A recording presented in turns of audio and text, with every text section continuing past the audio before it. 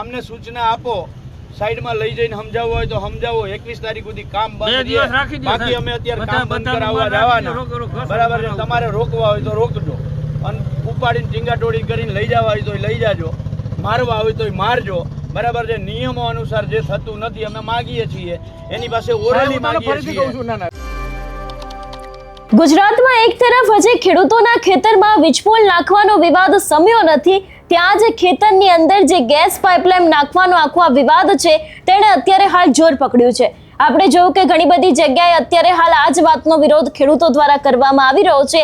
એવામાં હવે પાલ આંબલિયા જ્યારે આ કામ ચાલી રહ્યું હતું, દ્વારકાના ઘણા બધા એવા વિસ્તારો છે ત્યાં પહોંચ્યા હતા ને એ બાદ તેમના દ્વારા કામ પણ બંધ કરાવવામાં આવ્યું છે.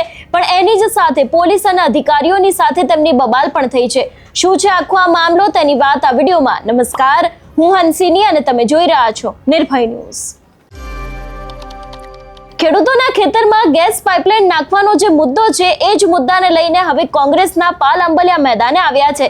પાલ આંબલિયા દ્વારા દેવભૂમિ દ્વારકાના ખંભાળિયાના જે ઘણા બધા એવા ગામો છે કે જેની અંદર અત્યારે હાલ ગેસ પાઇપલાઇન પસાર થઈ રહી છે, એ જ જગ્યાએ જઈને ક્યાંક અધિકારીઓની સાથે બબાલ કરી હતી, પોલીસ પણ પહોંચી હતી. પોલીસ દ્વારા જે લોકોને ડિટેઇન કરવામાં આવ્યા છે એ જ વાતને લઈને ક્યાંક તેમની અધિકારી અને પોલીસની સાથે રકઝક જોવા મળી છે. સૌથી પહેલા તો એ દ્રશ્ય ઉપર નજર કરીએ.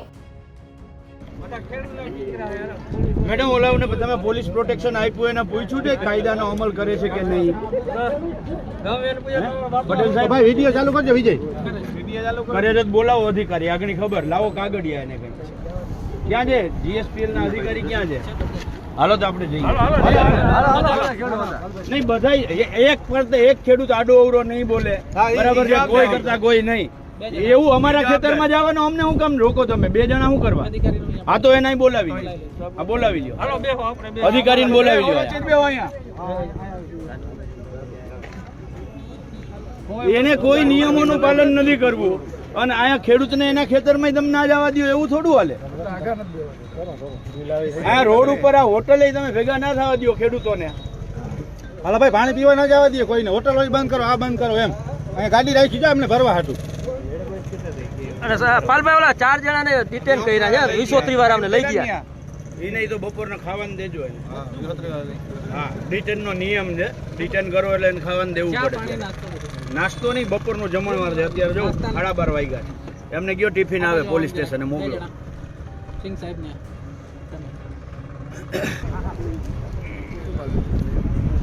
નથી મજામાં. મજા ક્યાંથી હોય સાહેબ? તમે હાવ કોરા કામ કરો. ખેડૂના કઈ ખાતામાં પૈસા જમા નથી કરાવતા, કઈ રોગા તમે કામ કરો. ઓ પટેલ સાહેબ, તમે આવી જાવ નજીક એટલે પાછું સમજાય.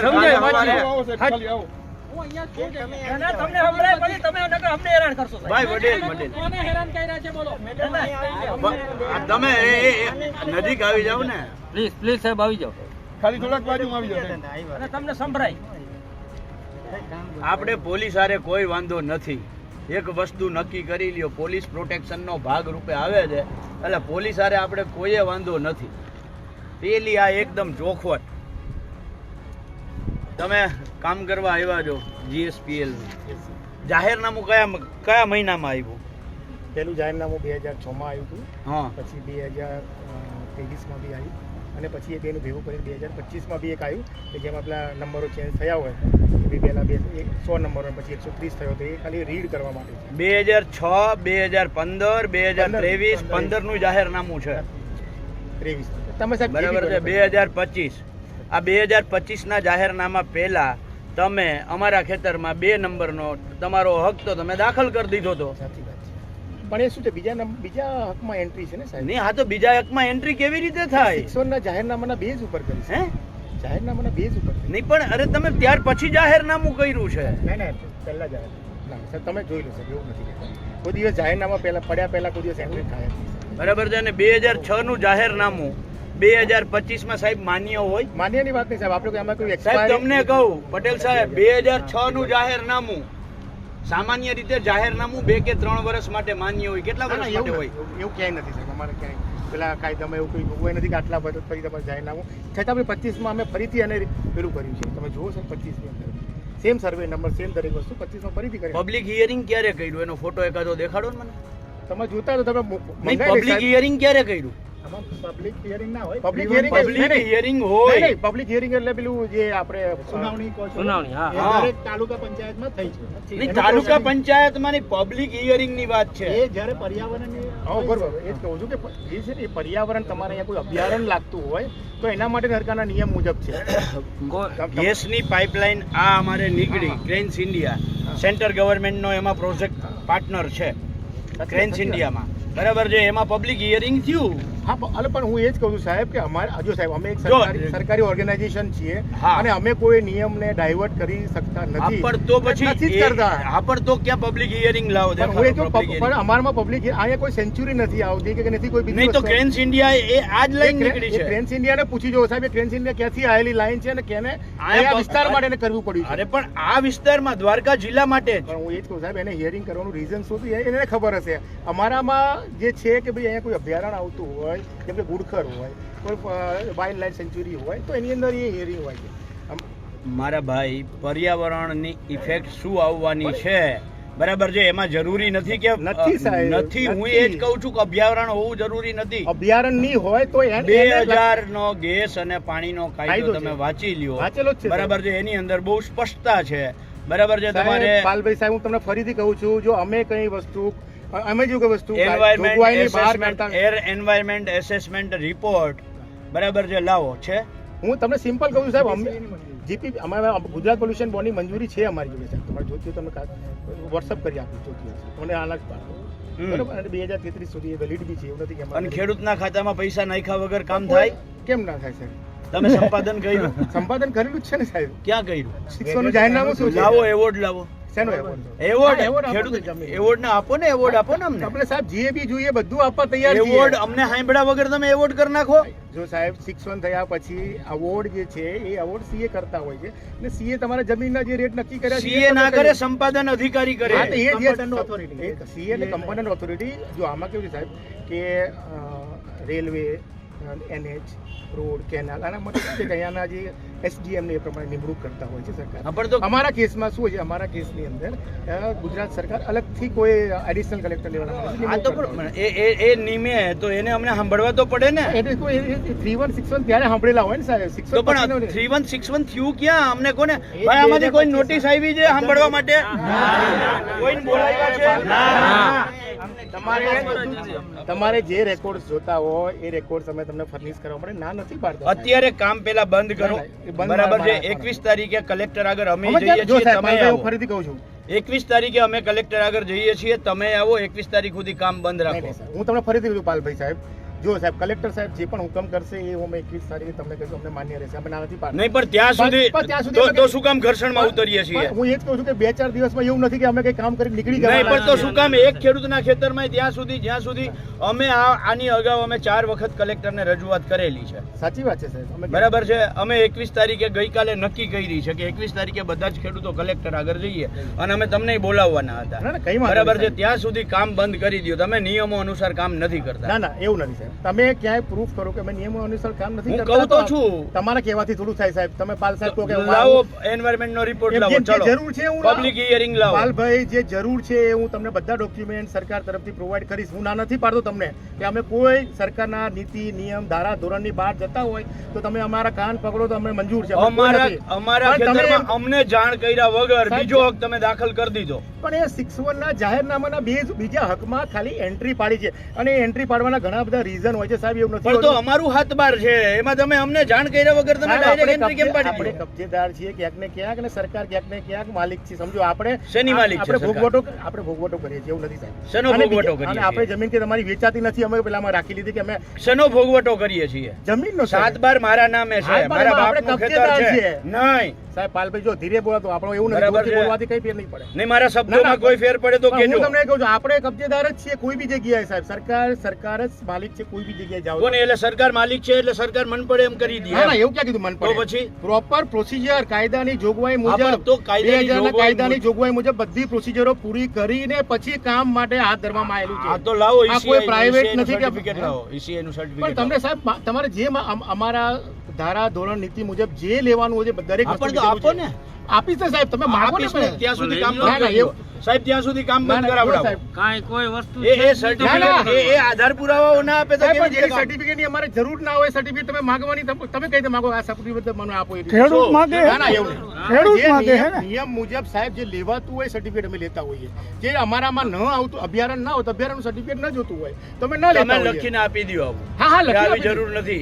100% પબ્લિક સાહેબ. હિયરિંગ ની જરૂર એવું નથી. નથી કીધું સાહેબ, પબ્લિક હિયરિંગ ઓલરેડી થયેલા છે સાહેબ. ક્યાં પબ્લિક હિયરિંગ ક્યાં થયેલું છે? સાહેબ, પબ્લિક હિયરિંગ એટલે આ પબ્લિક હિયરિંગ ક્યાં થયેલું વાત કરી છે? રહ્યા છો, ચલો પાલ- લેખિતમાં આપો. પબ્લિક હિયરિંગ ની અમારે જરૂર નથી એવી. પબ્લિક હિયરિંગ એટલે 3-1 પછી જે પબ્લિક હિયરિંગ થતું હોય એની જે ઓબ્જેક્શન હિયરિંગ કહેવાય એને. હા, પણ હા, એ અમે કરેલા છે સાહેબ. પણ ક્યાં કરેલા છે? તમને કયા રેકોર્ડ ખેડૂતને? સાહેબ હું સાહેબ રેકોર્ડ પબ્લિક હિયરિંગ છે એ અગાઉથી જાહેરાત કરવાની હોય.